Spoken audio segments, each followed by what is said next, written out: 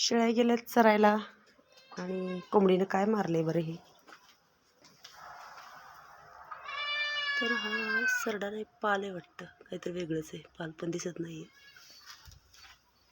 थकल्या, सोडून गेल्या, खाल्ला नाही त्यांनी. तर चला बघूया आता ह्यांना. बघ माझ्या मागे कशा येतात, त्यांना बोलवते मी.